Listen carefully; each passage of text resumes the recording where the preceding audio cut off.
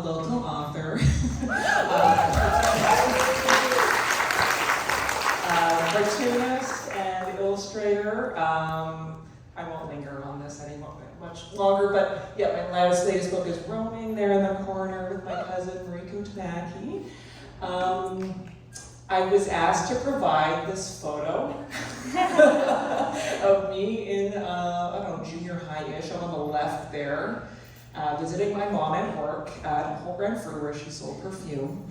And also my crush, which I had to think about because I would never actually divulge my real crush because I'm still mortified for that from, grade 7. So I was really thinking about, I'm like, okay, I actually have a big crush on that kid that was like Wednesday Addams' boyfriend in the Addams Family too, which I thought was very niche until I recently learned that is a very common sexual awakening for a certain kind of kid. Anyway, without any further ado, we're going to welcome Tegan and Sara. You're all here.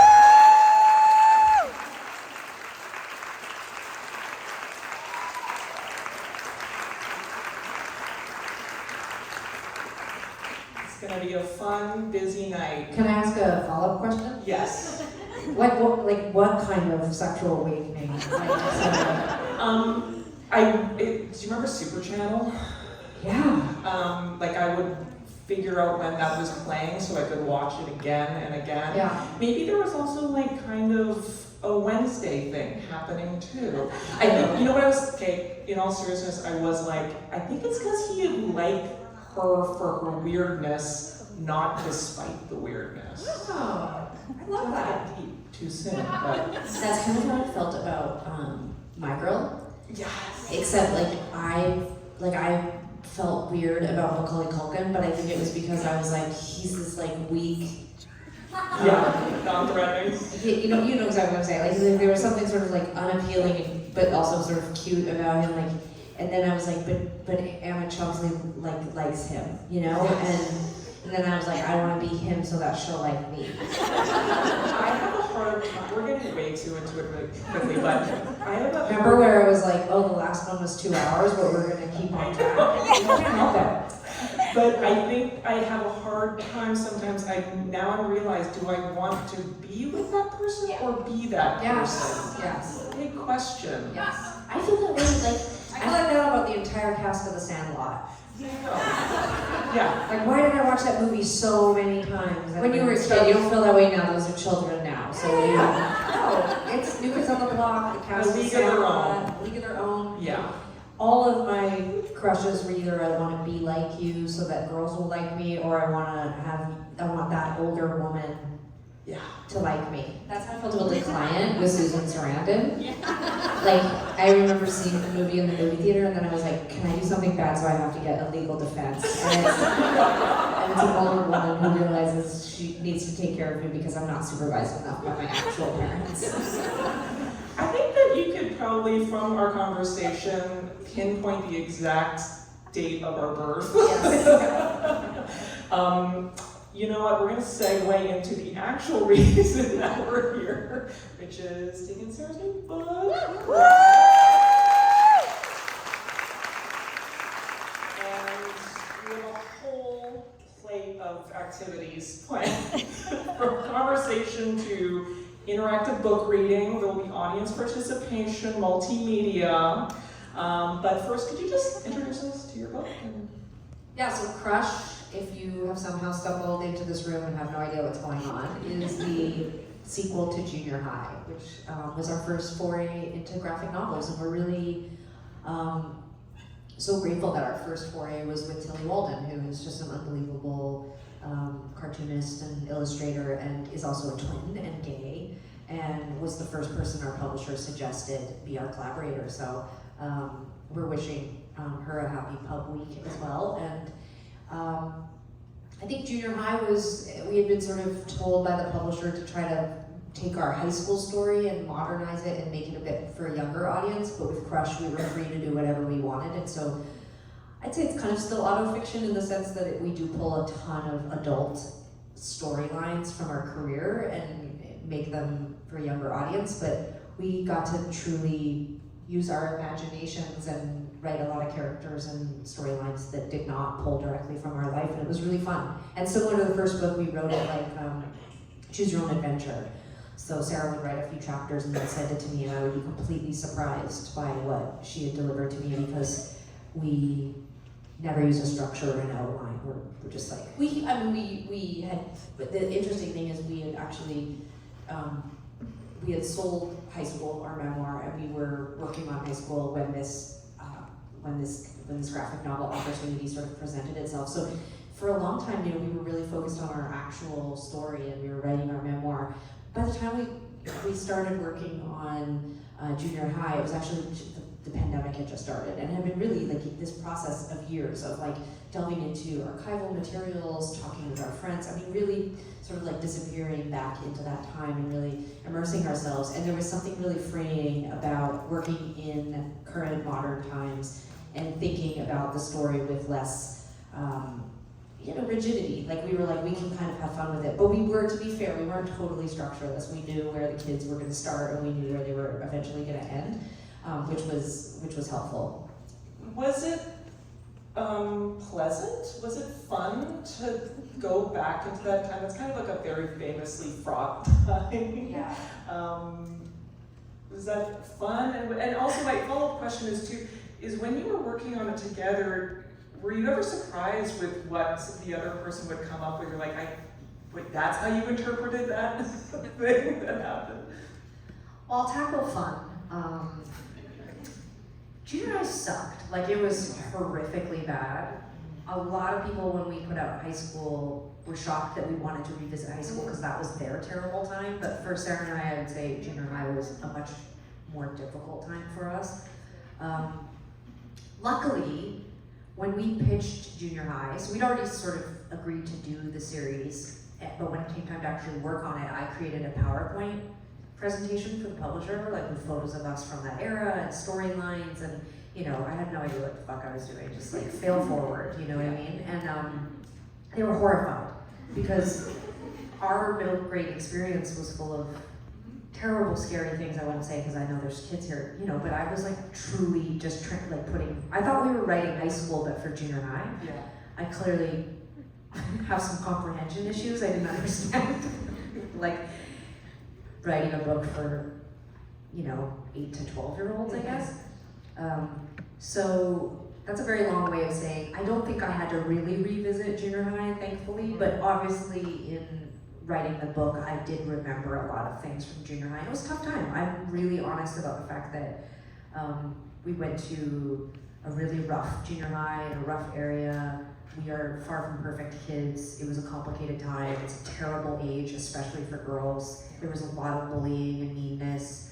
Some of the storylines, especially from junior high, about the friends fighting with each other and all that stuff, that's all really real. I think the thing I didn't think about when we were writing either of these books was how people from that time would feel. Whereas with high school, I was very, very focused on how people we knew would feel. But I'm so disconnected from that time and group of friends, I didn't really consider it. We really only have one friend from that time period. And they had a sad reaction to the book. But I still stand by the books. I think they're important. I think,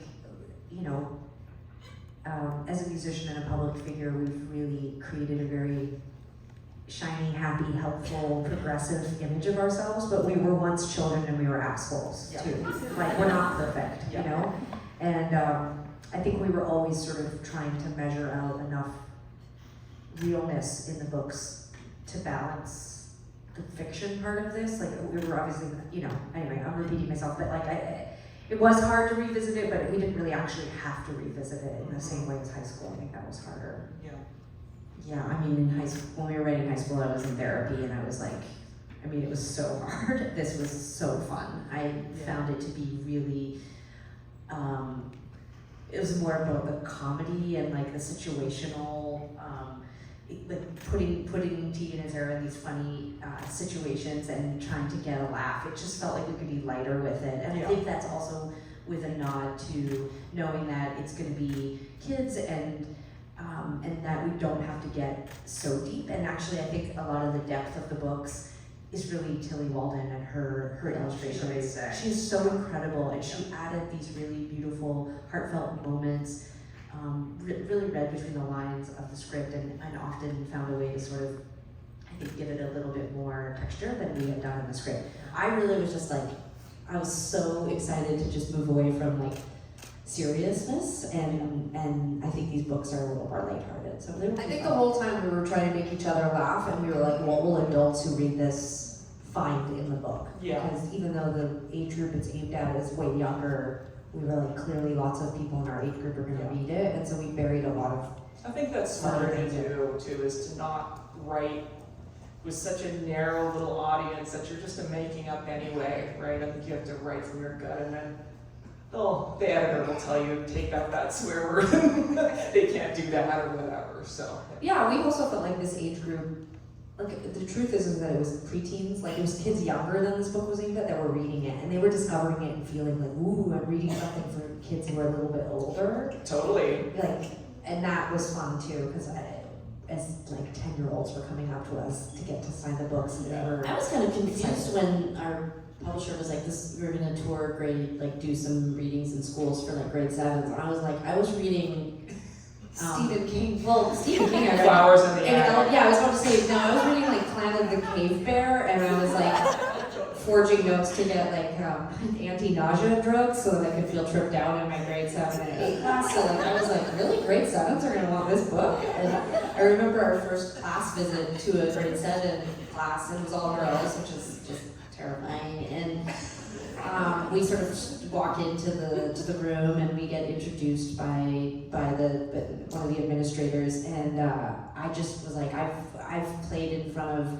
I don't know, we walked on stage in front of 90,000 people opening for Lady Gaga. We've played on the Academy Awards. We've done some really terrifying things, and sitting in front of these grade 7s, I was dripping sweat. Like I was. Oh yeah. They couldn't have given less fucks about me. You're just a person that showed up today. Yeah, they were like, what's your stupid cartoony book? What shit is this? And like, all of you have chosen to be here. Yeah, like these kids were like, I think we won them over. And there were some, no, we didn't. And I'll tell you how I know we didn't. Because at one point in our bio, they had said, you know, they had riffed on some of the things that we had done. And at some point, once we were done our pitch, which is so depressing to me when I think about it now, and then we opened the floor up to questions, and one of the girls was like no one lifted their hand initially, and then you could see the teachers were like, someone asked a question. So they give the microphone to this girl, and she's like, so you guys know Taylor Swift? Yeah. And we were like, yeah, so I mean, I think for these purposes, like, would Taylor, if I saw Taylor on the street, would she know me? No. If I said, Taylor, remember me and my sister Tegan, she'd be like, sure. But She's like, no, we're best friends. but I just said, absolutely, we know her. And then somehow it came up like, who do you like better? Because they're girls, they're teenage girls, so they have to make it like a competition. Say a generalization like that. I think I can say it, and if you know, it's Sarah, and if you have a problem with this, Tegan does not agree. But they were like, who do you like better, Katy Perry or Taylor Swift? Which I was like, you little rascals. Yeah.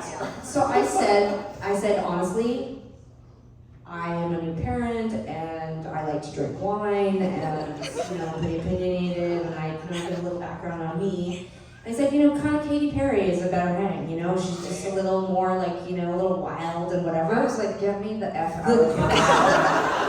The sound that came out of their little bodies, like they were like, oh my God, what? They hated my guts because I said I wanted to hang out with Katy Perry and Taylor Swift. I love Taylor. Taylor's great. Listen, the truth is, Taylor and Katy don't want to hang out with me, neither of them. So it doesn't matter, it's just more of a thought exercise, if you will. You're so desperate for something in that moment, or like to keep these kids on board, and what a I thought it was fun. I thought if anything, like I knew they weren't gonna like me or think I was cool, but at least they would respect me later for my honesty, but they didn't. And then as soon as we probably walked out of that room, they were like, you'll never think about us again. We were just two old ladies who rolled through town telling about our dumb little picture book, like they don't give a crap. back to the book. say that I was in my feels, as they say, because there's parts in this book. I am also from Calgary. I am also about your age, almost exactly, and there's sort of any Calgarians, Calgary Hive, rise up. Divine Decadence, Peter's Drive-Through, Yes. Lloyd's, I think is in there. All these sort of very Calgary touchstones, and I just have to say that you've been I've known of you for a very long time because you were famous in Calgary, and I would see you guys with your guitars getting in your mom's car, I assume, because my mom worked downtown, and I would be down there sometimes and just see you kind of doing your thing, there are those girls, I saw them. So this is just amazing to see the book Calgary on the page represented and not sort of anonymized. And you've done that also in your show, the adaptation of high school. So yeah. I think we talked a little bit about this earlier, but we grew up in a time where there was a short window. I wouldn't presume to know what it was like prior to me being a teenager or what happened when I left Calgary, but I think the window of time where we were preteens and teenagers, it was quite alternative and progressive in Calgary, at least in the bubble we were in. We went to Crescent Heights, which was close to downtown. We spent a lot of time on Stephen Avenue Mall, places like the Attic and Divine Decadence. We were living in sort of a rave, alternative, grunge world, and it felt pretty progressive. Yeah. And so I think it's still been a source of inspiration for us too. There's no question, for example, when we adapted high school for television, there was no question that we wouldn't just, not only would we set it in Calgary, it had to be filmed in Calgary. That was part of our pitch, was that it should be made in Calgary. And it's a character in itself. It's a really interesting place, and it made us. And also it has the a joy lot of of character. it has a lot of character. The joy of being a kid is that you don't know that there's places that might be better than where you live. When we were, maybe in high school, I started to sort of, those thoughts started to creep in. Maybe I would want to live in Vancouver. Maybe I could loosely imagine traveling, those kinds of things. But at this age, in middle school, life for me was Calgary, and it was the places. The only thing I knew was, at 14, maybe I wanted to be hanging out with my friends and jumping on the trampoline more than I wanted to be hanging out at my grandma's, or whatever. And that was it. That was the binary that I was choosing between, was wanting to be where I felt safe and comfortable, which was with my family, and I loved being with them. And then all of a sudden wanting to be with my friends more than that. I wasn't thinking Calgary, boring. I wish I lived in New York City. What the hell was I gonna do in New York City at 13 years old?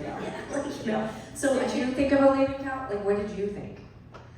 When I lived there? Yeah, when you were a young person. But I now have so much more empathy, and I love going back there. And I think to the point of Attic Corrosion, which was this cool punk space coffee shop, patchouli. The floor was splatters of paint. It was so cool. Record store, there was just enough of these strange places, and I'm really actually glad that it wasn't endless.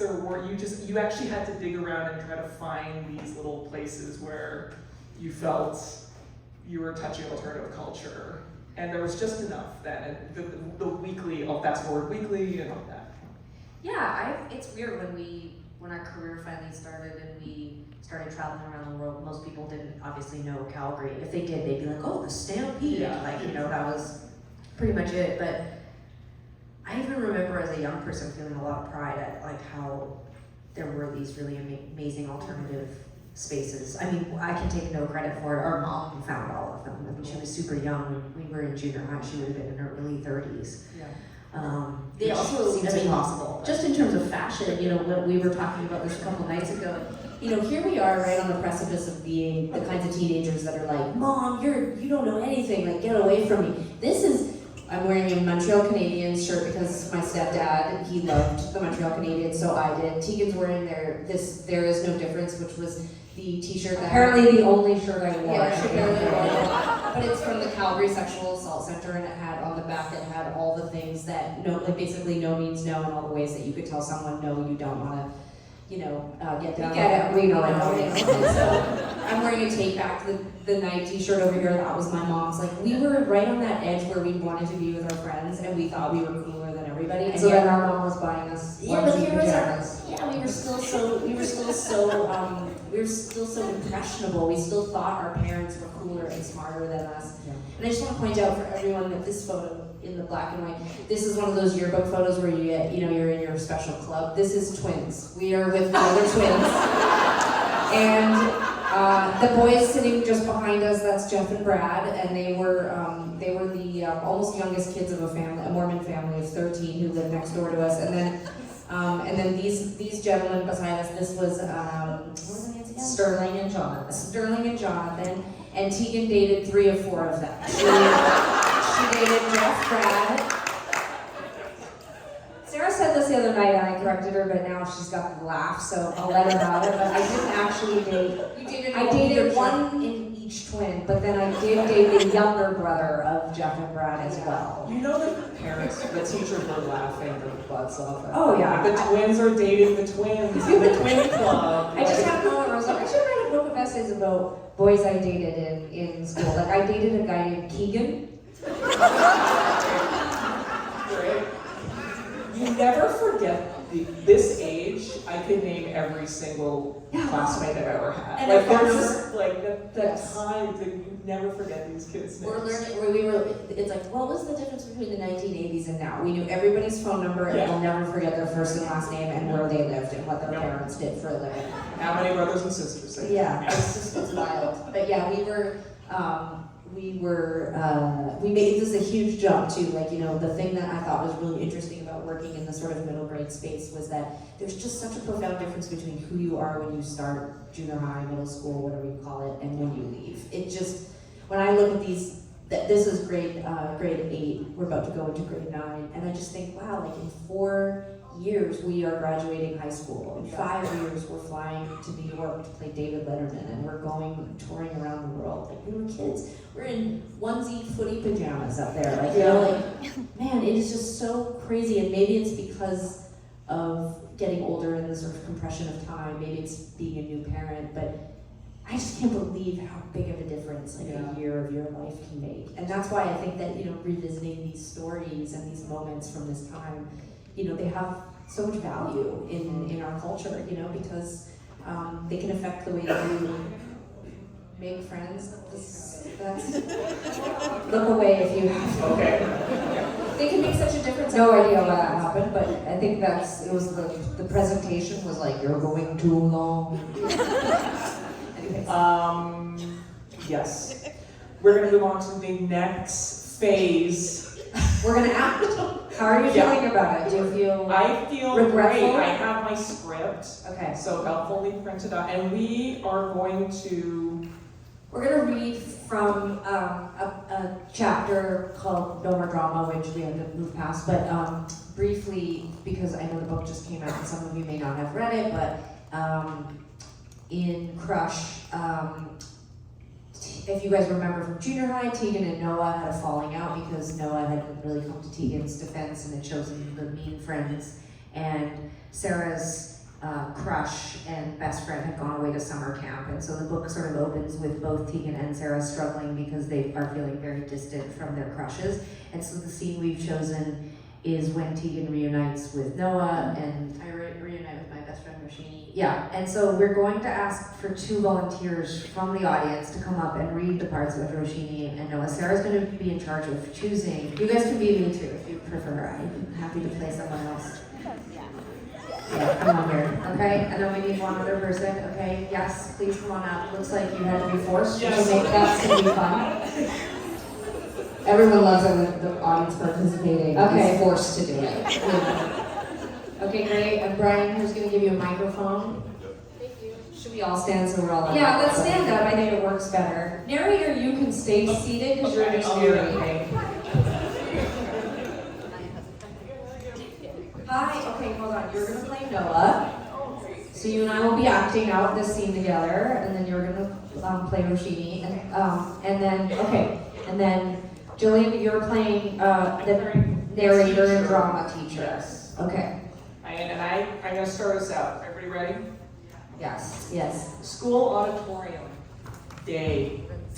A teacher stands on stage in front of a group of students. The atmosphere is relaxed, with bright straight stage lights and the soft murmur of excited students. All right, welcome to drama. Let's do a little warm up. I want you all to howl at the moon like wolves. Oh, great, excellent. Now we're all gonna get into pairs. We're gonna do trust falls. Let's see. Evan, you with Samira. Talia, Clover, Tegan, Noah, pair up.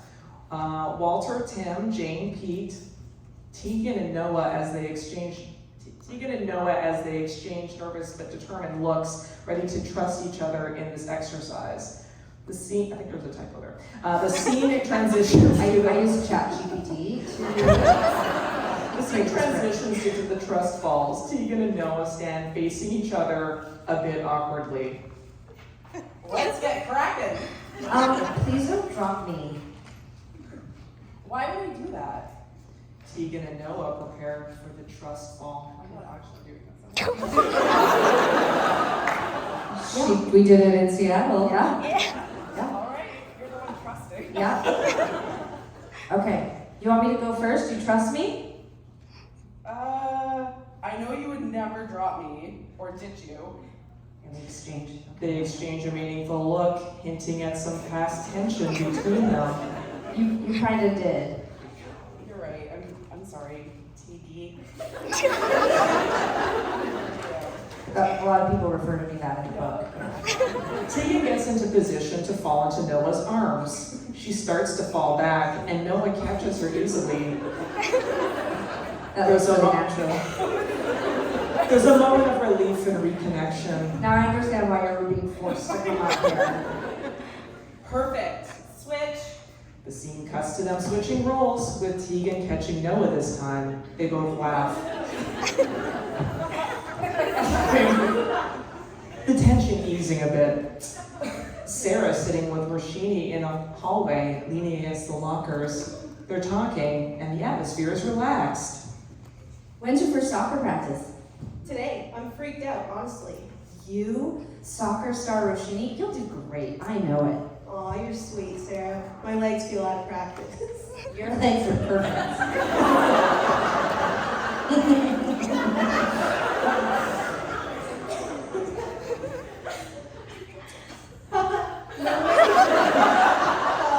But I did play a lot of kickball at camp. Sounds fun. Have you ever been to camp? No, Tegan was always too nervous to be away from our mom. True story. That's so cute. Was camp lonely ever? Not really, because I had Lola. Is she your best friend? She's my camp best friend. Oh, okay, cool. She's so funny. Sarah's cell phone buzzes. What's up? It's nothing. Tegan and Noah are sitting together. Tegan's cell phone buzzes. Tegan pulls out her cell phone and looks at it. Who keeps texting, TD? It's just our manager reminding us to practice. I love your new songs. How did you hear them? Your tryouts online. Is X friend about me? Would you be mad if it was? No way. I'm your #1 fan, remember? Okay. Back to Sarah and Roshini. I saw your tryout online. Everyone was sharing it. Did you like the new songs? I liked Killer Bee best. The line, this long distance is so vicious. Roshini pulls out a friendship bracelet. She hands it to Sarah. I made this bracelet for you at camp. I thought about you all summer. I thought about you too. They look at each other, googly eyes. Yay, give them a big round of applause.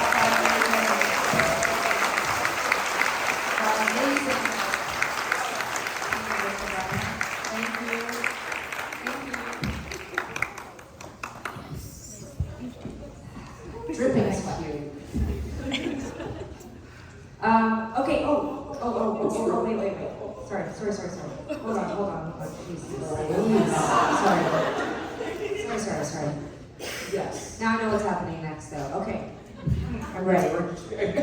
Are we composed from We're that? composed, yeah. Yeah. Have you seen? Okay. So the next part, we're going to watch a video, I think, of your first, so in the book, there was a songwriting performing contest. Yeah. You actually won that contest. That's such an eloquent, articulate way you described a battle of the I'm bands. so sorry. That was awesome. We did want to use something from our real lives, which was, this seminal experience of winning this competition in high school, which really launched our career. I mean, we won it, and it was like, it was just life changing. I mean, it was so incredibly difficult to focus on the end of high school anyway. But then on top of that, we were doing press and photo shoots and really launching our career, soft launching our career. And we wanted to sort of tackle some of those anecdotal things that had happened to us in this book, but we didn't want it to be, we couldn't soft launch Tegan and Sara. They're 11 turning 12. Well, they're 12 turning 13. Yeah. So we, in the book, they lose. They don't win the competition, but it does provide an opportunity for them to experience some of the things that we did, like shopping for your first photo shoot, experiencing, comments and bad reviews online, things that we really legitimately had to navigate as young people. Or like, we're gonna play this video, like one of the funny things, this was Sarah who chose to have young Tegan and Sara lose the contest, which I was like, that's very on brand for Sarah. And you're revising history to make it worse. Yeah. It's sort of like one of those sliding doors. Like, what would have happened? Would we still be Tegan and Sara if we hadn't won that competition? Would we have still? I mean, it's really true. It gave us such a boost of confidence, and it did truly inspire us to pursue music as our post-high school career. But when Sarah suggested it, I loved that idea. I thought it was a really dramatic and really sweet way to sort of start the book, especially keeping the audience in mind, which we were. You're not going to necessarily start a band and then like 2 seconds later play a contest and win and become an influencer or whatever happens now. But so it was really fun to explore that. But in doing that, we also found this hilarious and kind of devastating clip of us. This is a few days after we won the contest. It's springtime in high schools in Calgary, and crops are starting to turn toward final exams, graduation, and summer jobs. But for 17-year-old twins, Sarah and Tegan Quinn, their thoughts are starting to turn toward a career in music.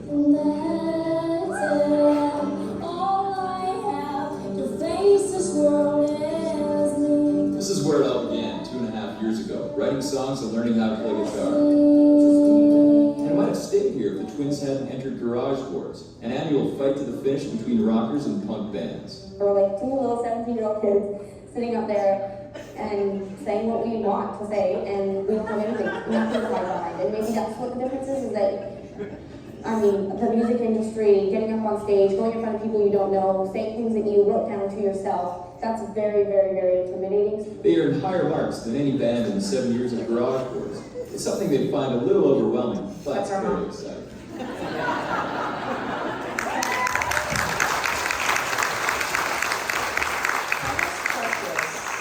It is precious, but you can imagine, like there was a good portion of my adulthood where a clip like that would have sent me over the edge. Do you have a little bit more sympathy for those girls now? I think so. Like, again, the exercise of writing both high school and now junior high and crush has allowed us to go back and sort of excavate a bit and reprocess a lot of what happened in our career at the beginning, because, most people, you have time to become an adult, and we were sort of thrust into an adult world really quickly after this. Within a few months, we were, talking to every major label in Canada. We were traveling for music. We got an agent. We were being interviewed by grown men who were having to sit down with us and say, so, what are your songs about? Do you have boyfriends? It was just like unbelievably uncomfortable and awkward, and I don't know where the confidence that I see in that video came from, but we weren't shy. We were certainly not wallflowers, but I think we internalized a lot of the discomfort we felt and the unknowns. Everyone else pretty much we knew was following a more traditional path of going to university. There was a little Getting more, ready for college. yeah, like there's a little more incubation or something that's happening, and we were like within a year going to Europe and putting on shows for, and you know, having meetings with record companies with no adult supervisor. It's Yeah. just, that seems wild to me now. It gives me a little more empathy too for the generation of artists that are becoming successful and famous now, because I think the further you get away from that part of your career, it can be really easy to, I don't know, like, you know, to sort of cast aside, like, oh, you know, you don't know what you're talking about, or, you know, oh, you're overwhelmed now, wait till you know, do it for another 20. Like, I feel like you can do this kind of, it can be easy to sort of like forget how overwhelming it was, even at this age. And so when I see, what Tegan sees as confidence, I see as anxiety. Like, when I think about these CBC guys with their big cameras showing up at our high school and filming us, I see, I mean, I don't think we're Chapel Roan, but you know, I see that nervous energy of the newly anointed and the newly observed and criticized, and you know, and I have a lot more empathy because I'm just like, oh yeah, I remember what that really felt like at that age without any experience. I just remember being around that age, and that really just, I'm just so curious, like, that's your fantasy, that's a lot of fantasy coming true. Like, people that age are often, I remember just, for example, you know, being obsessed with much music, and you're like, oh my god, what if I worked at much music? You can almost believe you worked at, like, you can taste it, you can imagine it, you would have, it's a fantasy. And that really came true. I'm just sort of curious, or was it a fantasy for you, or? It was, and I just was gonna, just to tag on to the Chapel Roan thing, it is a fantasy, and when you get your first little experience of it, some people, I think, bloom and love it. Yeah. And my first taste of it, because I wanted it. I wanted to be on Much Music. I wanted to be a rock star, is what I would have called myself back then. And I didn't like it. Like, that was my first experience was like, oh, I don't like this. I feel out of place, or I feel embarrassed, or I feel overwhelmed. And so I really do empathize with people who get that first sort of burst of success and think, oh my God, like, this isn't what I thought it was going to be. And I do think that's why we spent so much time in Crush showing both sides of the coin. You know, you see Tegan through the book really embracing, we get a manager and we do a photo shoot and we make a music video, and I think that's very much me. Or it was just very, you know, racing forward and so excited, and We're doing the thing. we're doing it. And I think for Sarah, even at that age, she was worried, nervous, anxious. She externalized more of those feelings that I was internalizing, and so we really wanted to reflect those in the book. And a big thing for us in the book is just, especially this day and age, there's so much pressure on everyone, but especially young people. They're contrasting and comparing themselves to their friends online 24/7, and there's no break from it. And we just have this culture that's obsessed with being famous. We're all performing for each other all the time, you know. Here's how I put on makeup, here's how I make pasta, you know, here's how I train my dog, like, here's my favorite artist, here's my opinion on absolutely everything, including things I know nothing about, and it's just a lot. And I think we wanted to showcase in the book, I don't want to ruin the book because I know they're all going to race home and read it, but you know, we wanted to showcase that it's okay for kids, when presented with these opportunities and this excitement, to say no. Yeah. I can't have their parents Yeah. say, maybe we hit the brakes a little Maybe bit. you can't go to that concert on a Wednesday night, was it, Amanda? That's a bigger conversation even like, this is a little off, but like Simone Biles saying, no, I don't actually have to go to the Olympics. Yes. I like think about that all the time now as an adult. Like, you actually can say no. Yeah. Yeah. This is gonna sound Yeah. deranged because we're literally our own bosses, but the other day I emailed our management because they sent a press schedule for here when we came for TIFF a few weeks ago, and it was like starting hair and makeup at 5 in the morning. Yeah. And I was like, didn't I become a musician so I don't have to get up early? Like, this is horrible. Yeah. Like, I'm fine not doing breakfast TV, no. And you know, and they were like, yeah, sounds good, don't do it. But it's like I'm 44. But I wanted to go back to your Much Music comment, because we do have a little clip of our first music video here, and say that I agree with Sarah, we wanted to be rock stars, but we didn't even know what that meant, because we had no example of that, because any band we knew of was so famous. It was like, Michael Jackson and Yeah, and the Canadian too. It's yeah, just like I had no idea what that even meant, and so getting on Much Music was a complete unknown. It was like trying to imagine life after death or something. And we made this first music video, which I feel like we had very little participation in. We just kind of showed up and performed. And then it came out and like nothing happened. We did not chart, we did not become famous, nobody saw it. And one guy saw it because I ran our early email address. Like we got an email address when we got out of high school. And it would take an eternity to log in to our email address, and it was upstairs in my mom's part of the house, and I would get up after she went to work and I would literally have to wait like 20 minutes, I swear to God, for the internet to connect and like for an email to come in, and it was one guy who had seen us premiere our video and he hated it. And when I think about the amount of work that went into like him seeing the video and then finding our email address, how would he even found our email address? I don't even know. Did he have to like take off work or get like Your a first carrier hater. pigeon? Our first hater. It was so old school. Like, how did he find our email address? So then he like emailed and he just was like, you know, I was intrigued by you guys when I saw you introduce, but your new video is just, I hate it. You've already sold out. Like, it's just like, and then I took the time to write it back. You know, it was like respond, and that probably took forever to like just get to the second page where you can write back. But yeah, I remember just like having this idea of what it would be like to have your first big video release, and it was just like some guy just being like, I don't like it. yeah, like the other thing better. You can do better next time. I hate you. We're only gonna watch Stand down, sit down, baby. Gonna be a formal dress down, hey, day. We decide wanna go downtown. You and me, we go get wasted. Why don't we get wasted? Please, let's get wasted. Just spend our first time. By definition, from grade school, we studied for a while and become strong so early. Can't believe it. They can't believe it. They go from kindergarten to killing springs. They go from heartache to inner peace. Feelings are out of fantasy. He said, let's leave this between you and me. My cat's going to stop stuffing my house between you and me.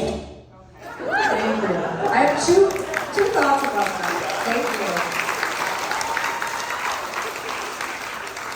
you. The first, I didn't remember this, but our outfits, we were talking about the They're video. cool. Yeah, so that you know, one with the slit. do you know where this is from?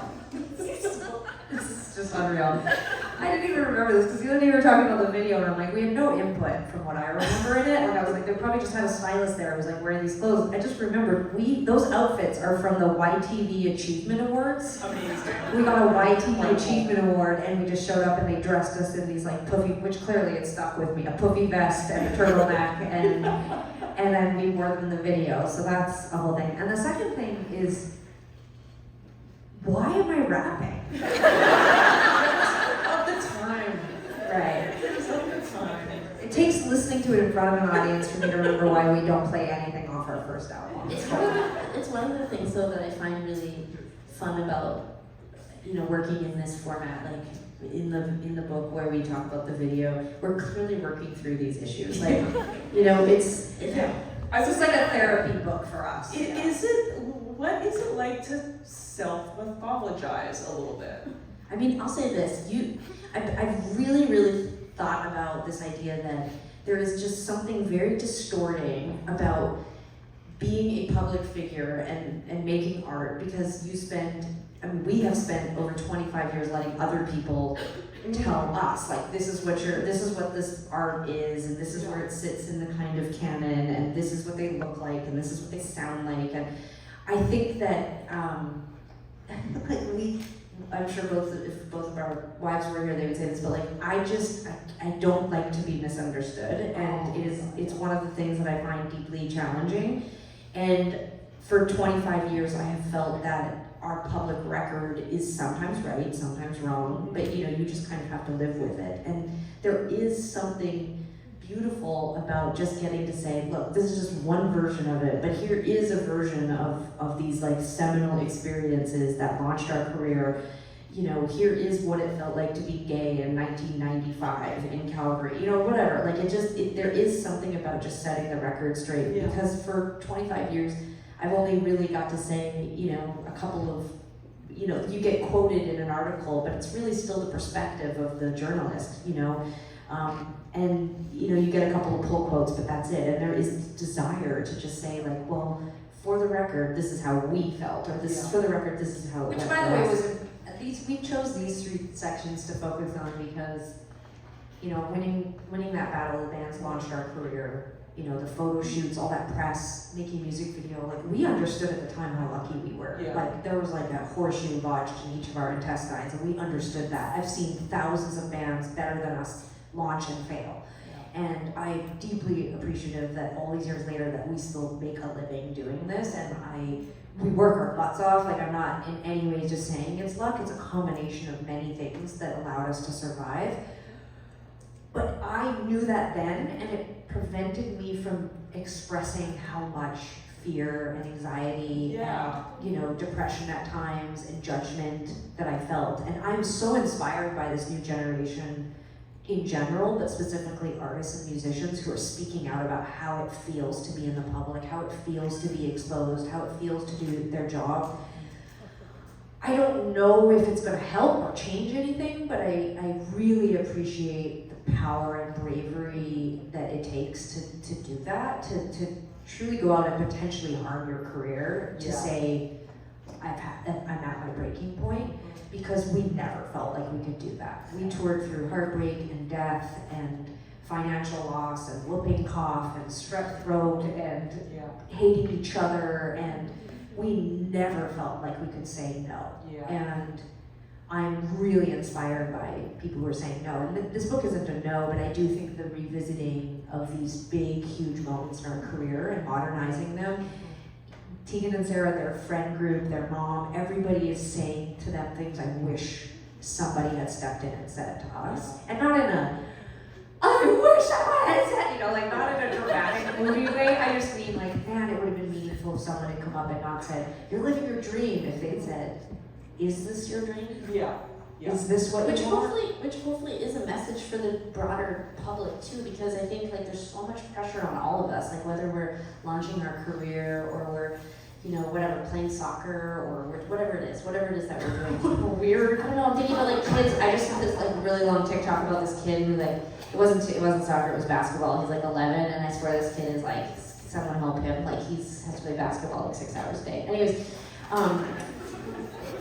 was like, oh, this seems exhausting. Do I have to do this with my kid? Oh, Lord, I hope he has no talents. You know, just anyway, I'm already so tired by activities, but I do see this pressure on kids and adults alike where we want to look a certain way, we want to sort of present ourselves in a certain way. And in the beginning of our career, I didn't necessarily feel like we were relatable, like our experience wasn't relatable, but the older we get, our experience and our fatigue and burnout with social media and the industry and all of these things, it doesn't feel so different than what I think everyone is going through because we're all using the same tools now. Like before it was like, it was hard to say to people. Well, before we had a music video and no one else did, and now everyone is singing on TikTok and That's dancing. true. So we're all in a boy band together now, and That's true. That's a really big difference from how it actually happened into the book. So, like, because, for example, in the book, Tegan and Sara are always filming backs BTS content and like sort of always thinking about the content that needs and the pressure for content, and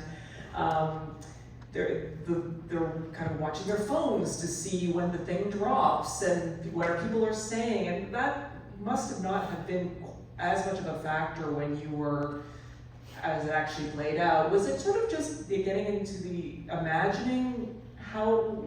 no, because that's how it is now for us. It was so easy for us to drop into, like, I was so worried, oh, are we gonna be able to relate to a younger audience? But like, actually, this is gonna sound really weird, but a lot of our problems and our stresses at work are the same stressors that kids with cell phones have. Like seriously, because we are essentially, we are being driven, our whole marketplace right now in the music industry and entertainment in general is being driven by the algorithm. We are being driven by a digital landscape, and it's the same thing. It's like, how many likes did you get? Oh, you're putting your tour on sale, and you know, did anybody see it and paying for ads, and you know, this band's more popular than me, and we just did a photo shoot, do we look 10 years older? Like, you know, we're having, Oh my God. no, but seriously, like that's the same stuff that when then I talk to my friends whose kids are like in middle school, or you know, where they're talking about getting them cell phones, and they're like, oh, I'm so worried that they're gonna be able to see these things that are gonna make them feel bad about themselves. And so actually in a lot of ways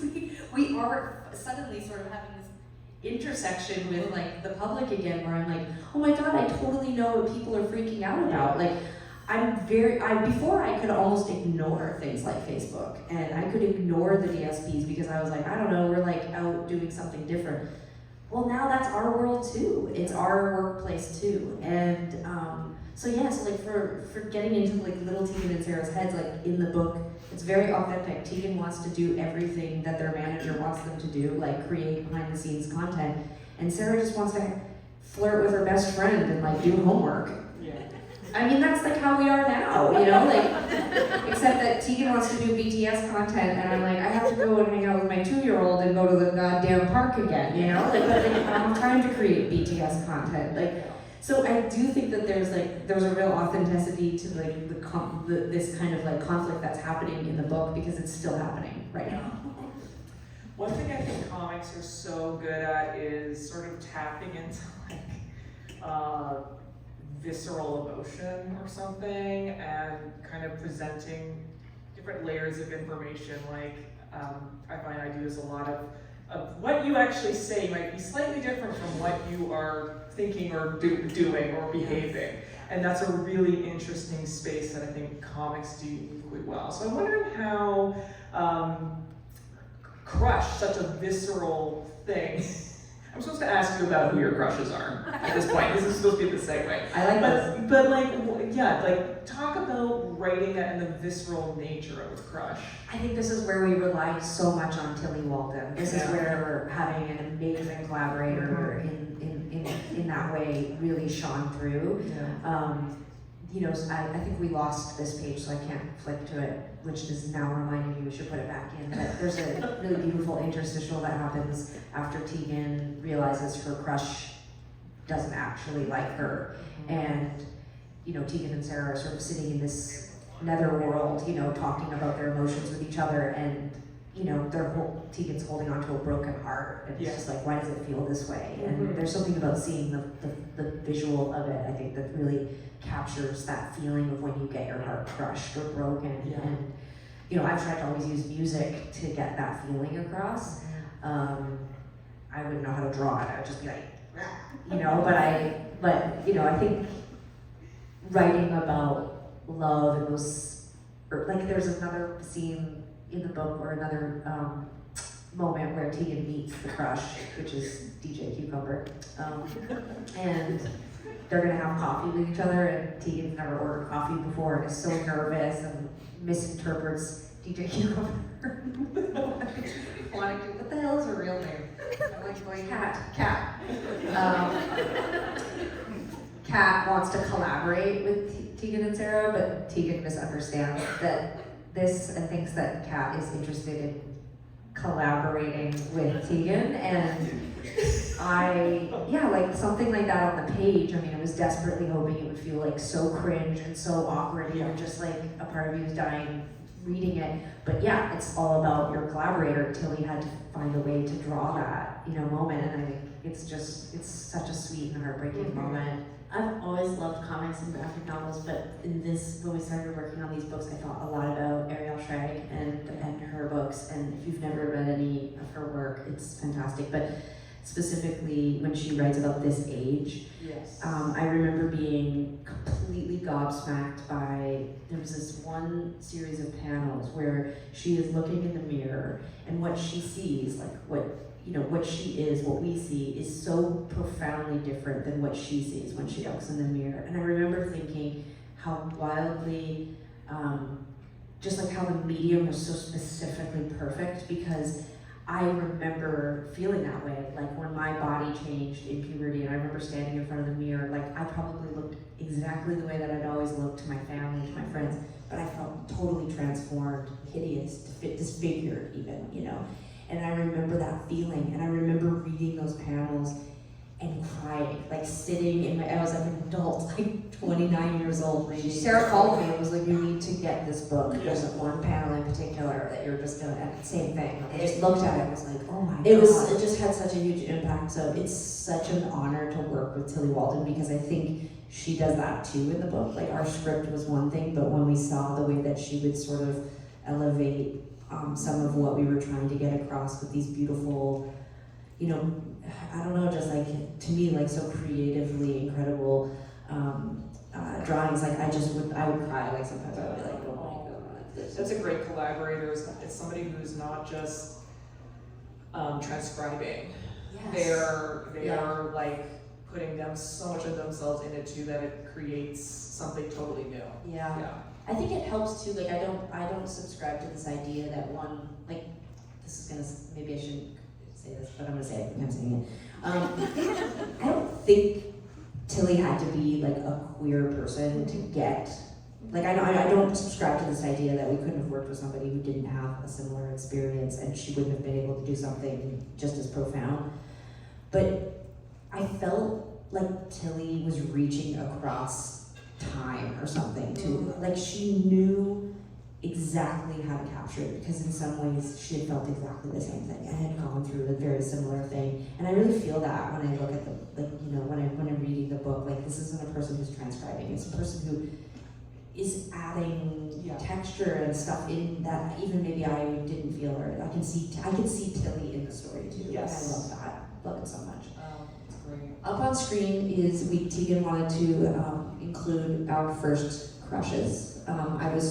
I wouldn't necessarily. We said serious Crush. I definitely have a lot of crushes, but this was my best friend and first secret girlfriend. And that's us in high school. We actually weren't together anymore, but I've been saying that one of the things. We weren't together anymore, like. Well, we were like, even though we were closeted and we were like hiding our relationship, we were like normal teenagers who were like constantly breaking up because she would be like, now I'm dating this guy, and I'd be like, fine, I'm dating this guy, and then I know it's very confusing. Queer 90s, but anyway, one of the things I like about this book too is it's not just about romantic crushes, and it is trying to capture, like this to me was a friendship crush first and foremost. Yeah. It was finding a person of all the people you could run into in your life, you find a person who you're like, wow, I just want to like tell you everything, and we would actually write letters to each other and then put them in duotangs, and then we would give it to each other once a week, and it would just be like filled with like 500 pieces of lined paper with all of our thoughts and dreams and just talking to each other and getting to know each other, and it's made me realize that I was always exhausting, even since I was a teenager. Just first instinct to connect with people was to be completely exhausting. So I'm so glad I found her because she's still my best friend, and she would, if I showed up with a duotang letters, she'd be so psyched. She'd be like, great. And my first serious crush was Jamie, and we were friends for years before we hooked up. And when I asked her permission to include her in this presentation, I texted her and said, hey, we're doing this book tour, and we're supposed to put a photo up of our like first crush, basically, or whatever. And she texts back, I was not your first crush. And that really sums up our relationship, I I must point out, you're both very lucky that you actually got to fulfill those crushes. Yeah. Unlike, Yeah, which I guess that's sort of what she was pointing out, is that we did it, because the first handful of girls I liked, I probably was much too terrified to ever, I would have never even told her I liked her. Thank God for Jamie, because she was much more aggressive and assertive than I was. But I think that it was interesting writing about crushes for this age group, because I was like, what do, again, it was that mind thing of we're writing for a book about junior high, but really writing it at way younger kids who are not, because what was happening in 7th and 8th grade would terrify anyone who has a kid about to go into 7th or 8th grade. And I think it's different now, mostly, but we were in an advanced situation, it feels like. It's not by the way. No, we physically were not, but everyone around us, like 7th and 8th grade were life altering, like we'd come back from Disney World wearing Epcot t-shirts, and I had spent $250 on stuffed animals at Disney World. And then it's like we showed up to the first day of 7th grade, like junior high, and it's like everyone had like Gap sweaters cropped off, makeup, permed their hair, and we're like, which guy's the hottest? And it was just like, Ball leather jacket. yeah, we were out of, like they were smoking, like fully hooking up, and I was like, I just wanted to show people my cool stuffed animals. And our mom knew, by the way, she took us to Divine Decadence and she offered to have us pierce our noses. In the book. Yeah, and was like, I want you to, like, you should be wearing overalls and Doc Martens, and we were like, no way! And so we like wore these like rayon blouses that my grandmother had given us. That was your teen rebellion. Yeah, and like Mickey Mouse sweaters, and the first day of school was harrowing. Yeah. I mean, harrowing to say the least. And by, I think 8th grade, we sort of found our way, but I mean, there's photos I cannot put. I went through a whole Dexter Holland from Offspring phase, like huge braids with like yarn woven into it, and then I would wear like long johns with men's boxer shorts over top of them, and like, we have 4 years. I don't know how anyone, no wonder none of the girls I had crushes on liked me. No. Just like, we've also, more importantly, there's a legacy of trauma in our family because our younger cousins who worshipped us, when we started junior high, we took them, we basically, that next summer, we took them all aside and we told them, like, whatever you can do to get out of junior high, like, don't go, you should never go. It's the worst time of your life. You're gonna be bullied, it's terrible. Like, we just, like, laid it on thick, and my cousins still to this day, like, they have, like, written accounts of, like, in their journals, like, saw Sara and Tegan today, I cried myself to sleep. I never want to go to junior high. They said I'm going to be bullied. Like, it's like a full record accounting of what we told them. But back then it was, it was the 90s, you couldn't tell anybody, like, it wasn't like she was going to go rat us out to her aunt. Her aunt would have been like, it's probably true. You're like, suck it up. Yeah, buck up. Like, now it would be like totally handled. Oh, I told this story the other night that the last day of Christmas break in 8th grade. This is upsetting story. I don't know if you should tell it. Tell it. It's fine. That this girl who we went to school with, who I was friends with, who I'd never had an issue with, was a tough girl though. Like, she was kind of in charge, And she called me and she was like, when you come to school tomorrow, I'm going to beat the living shit out of you. And I was like, why? And she said, you know why. And I hung up. Yeah. And I called my mom, and Sarah was like, Tegan's gonna be killed, and called my mom into the room, and we were like doing that, like, just beside ourselves. Yeah. And my mom was like, you're not gonna get beat up, go to school. Yeah. Like, that was, 90s were different, man. It was different, it was a different time. Yeah, and so I just went to school. But like, and it's also like, if you can't let somebody walk all over you, you need to punch them back. Yes. So to show them a living that was yeah, or it like, would be like, or it would be like, my mom would, no, I'm not saying that she would, there was a little bit of like, what did you do?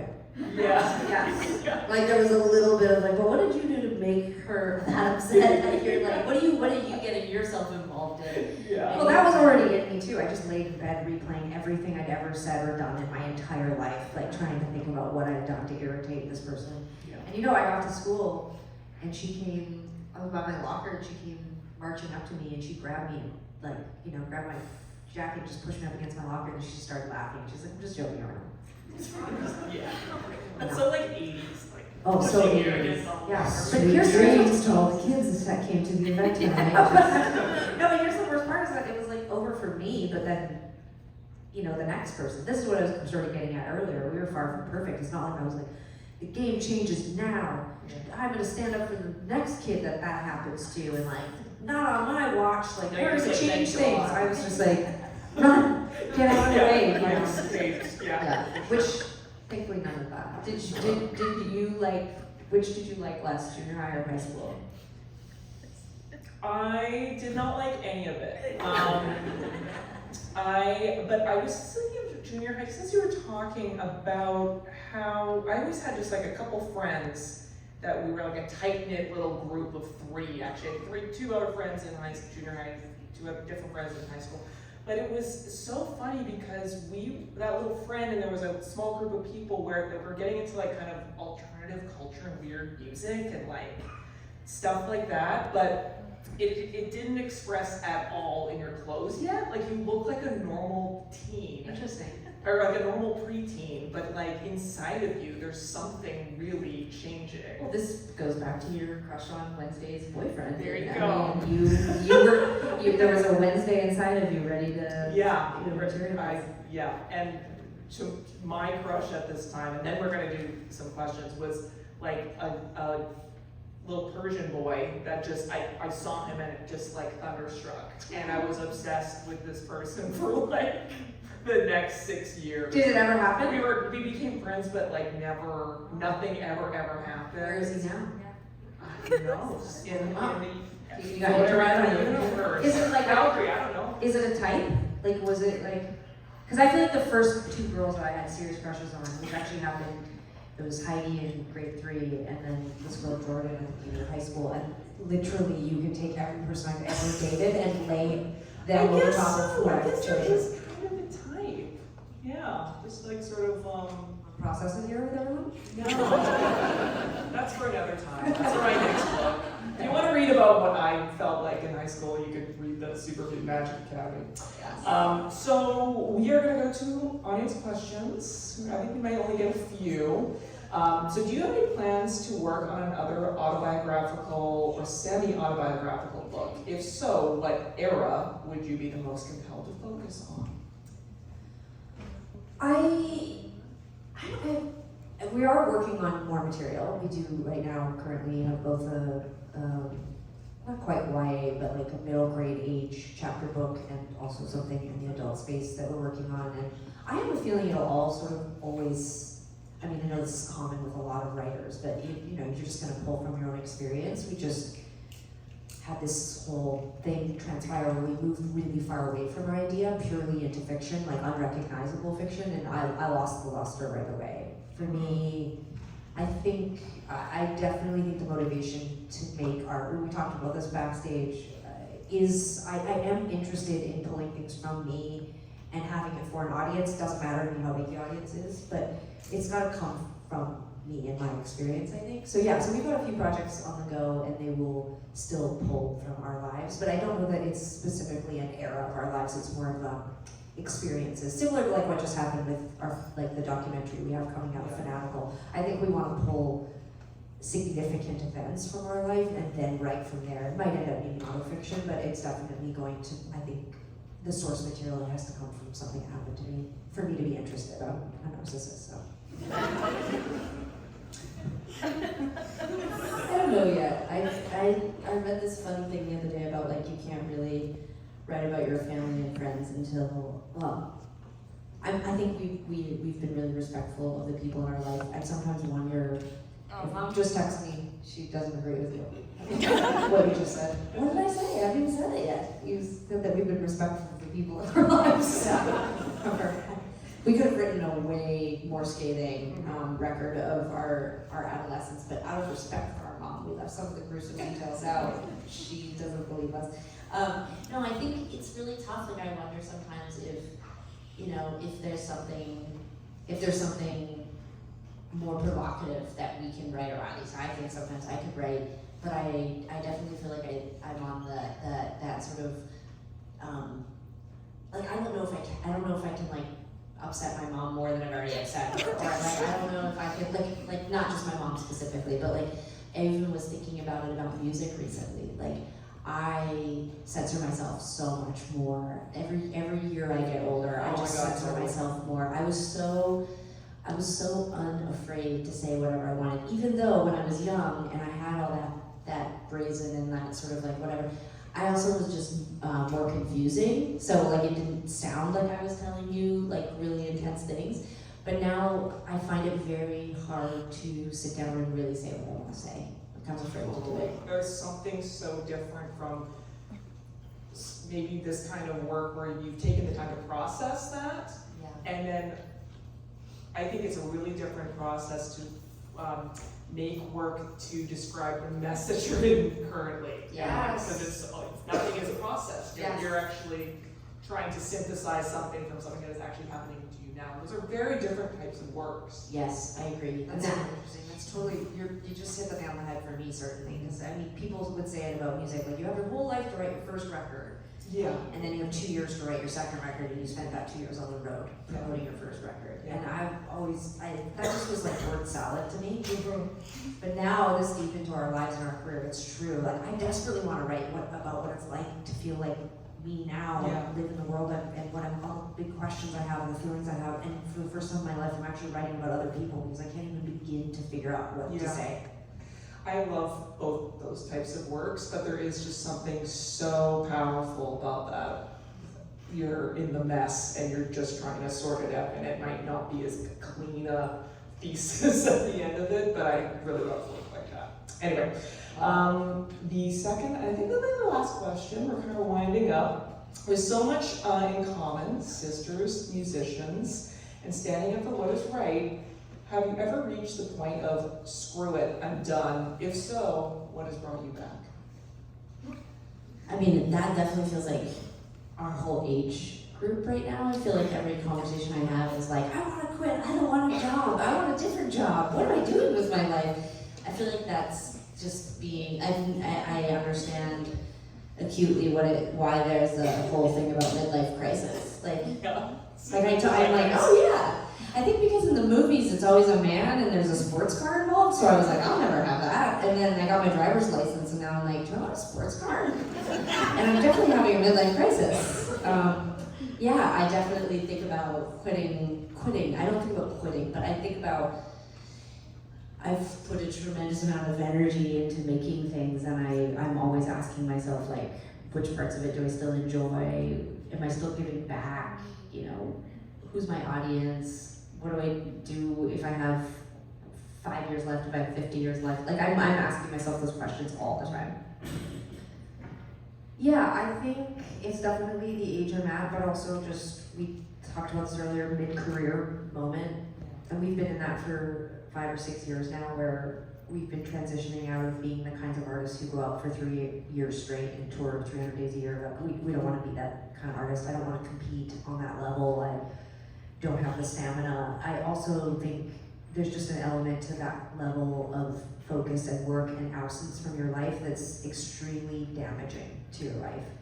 And partly because we started writing books, and also that happened right before the pandemic. We've spent so many years now at home that there's, like I keep saying, your 20s are about survival, your 30s are about growing and foundation, and then your 40s are about, oh, I have nice shit now, I don't want to leave it behind. And you know, and I mean that about my family, my friends, my dog, my partner. You know, I also think I have always complained a bit about that my life has felt a bit one-dimensional, and it's not a criticism of anyone, but pretty much, you know, a lot of my interactions are, so are you on tour? So are you getting off tour? So how was the tour? So do you have new music coming out? And I'm not, my life really was Tegan and Sara in the band. I'm not trying to imply that I had some secret cache of special interest and hobbies and language skills and other jobs, like, but I do think that my universe internally is bigger than the one that I have externally, which is wild to say because my world has seemed huge. And I just have a really deep desire to explore and figure out if there's other things I'm interested in. Like sports cars. Yeah, or, I mean, just basic stuff, like just learning other skills or experiencing life not as a member of this band, not as a semi-famous person. I just would like to maybe be ordinary for a while and learn some other things and experience the world differently, and also be able to come back to this world and appreciate it. You know, I think we're so lucky that we've had the career we have, and I'm so appreciative of the people who keep coming back and the new people who find us, and we're not going away. We have lots of work to do still, lots to say, but I think that the constant focus on ourselves and the band, like, can't be my only focus. And I give Sara a lot of the credit for this. She had a kid, and that just automatically created a boundary.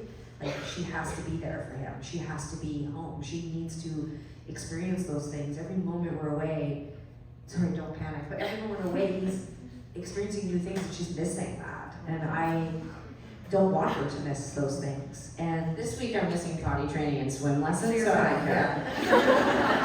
good luck.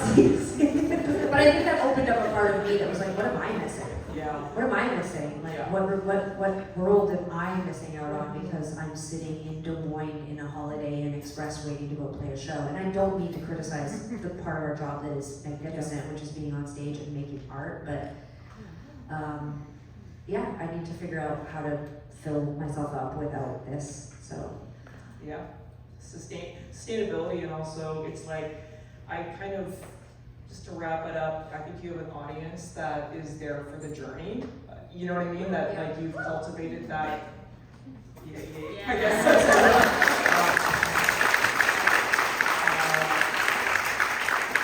and that's just a very great position to be in too. yeah. As you grow. And we're waiting for that reminder. You're right. I think that we don't feel panicky because we've done a bunch of things outside the mainstream and really taken a left turn the last 5 or 6 years. And it's proven that the community around Tegan and Sara is here for the whole process and the whole journey. And we're very appreciative, very, very, very appreciative of that. We really are so appreciative of you, especially those of you who are our age, and I'm going to show some age preference right now. I think there's like this emphasis on, I mean, we did it too for a long time, like there's this real, like, young people, but more and more, and this really happened for me the other day. I heard Zadie Smith talking about how she's writing her books for people her age, and I was just like, me too. Like, I want to write things for people my age, and that feels really different. I don't know that I always thought I was writing for younger people, but I did feel like I had a sort of, I was focused on thinking about art and creativity and myself in a sort of dislocated from my actual life and experience and age. And right now I'm feeling very into being in my 40s, and I hate all this stuff on TikTok where people are like upset about turning like 30 or 35 or whatever. I'm getting fed a lot of that right now, and I am like, it is such a privilege to be older. It is such a privilege to get here. It is such a privilege to be here, and I'm just so grateful for all of you, and I want you to all know, especially the older ones here, we know it's exhausting to come out into the public with our humans, and we know that you're tired, and you wish that this could happen earlier, and Same. Why you wish that now we had a magic button where I could just make you at home and you're asleep, and I see you, and I'm glad you made it out. And I also want to add that your questions were also amazing, and we're going to answer them all on Substack. So if you're not subscribed to our Substack, you should. But all the questions from tonight, all the book events, we'll answer them all on Substack. So thank you. There were so many amazing questions, and we really appreciate it. And a massive thanks to you, Jillian, for coming. You're so amazing. I can't believe we're friends in Calgary. I hope we can be friends now. Thank you so much. Thank you to Sarah. Thank you everyone for coming out. And that's a wrap. Thanks, everybody. Thanks, everyone. Can you hear it?